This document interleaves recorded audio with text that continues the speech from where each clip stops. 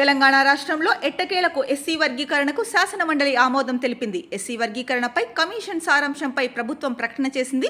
అందులో 3 గ్రూపులుగా ఎస్సీలను వర్గీకరించాలని కమిషన్ సిఫారసు చేసింది. అయితే ఎస్సీ వర్గీకరణకు ఆమోదం తెలిపిన కొద్దిసేపటికే శాసనమండలి వాయిదా పడింది.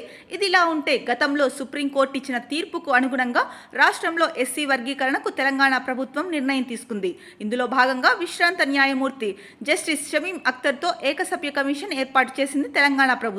ఈ కమిషన్ సోమవారం మధ్యాహ్నం cabinet sub committee chairman Uttam Kumar రెడ్డికి నివేదికను అందజేసింది. అనంతరం సభ్యులతో దీనిపై చర్చించి మంగళవారం ఉదయం ఏకసభ్య కమిషన్ ఇచ్చిన నివేదికకు ఆమోదం తెలిపారు. తదుపరి దాన్ని శాసనమండలిలో ప్రవేశపెట్టగా ఎస్సీ వర్గీకరణకు తెలంగాణ శాసనమండలి ఆమోదం తెలిపింది. అయితే ఎస్సీ వర్గీకరణ చేయాలంటూ మందకృష్ణ మాదిగ సుదీర్ఘకాలం పాటు చేసిన పోరాటానికి ఫలితంగా ఆగస్టు 1, 2024న సుప్రీంకోర్టు ఎస్సీ వర్గీకరణకు అనుకూలంగా తీర్పునిచ్చింది. ఈ తీర్పుతో తెలంగాణలో మొదటగా ఎస్సీ వర్గీకరణకు కాంగ్రెస్ ప్రభుత్వం అడుగులు వేసింది. ఇందులో భాగంగా నవంబర్ 2024న హైకోర్టు విశ్రాంత న్యాయమూర్తి జస్టిస్ షమీం అఖ్తర్ను ఏకసభ్య కమిషన్ గా నియమిస్తూ ఆదేశాలు జారీ చేసింది.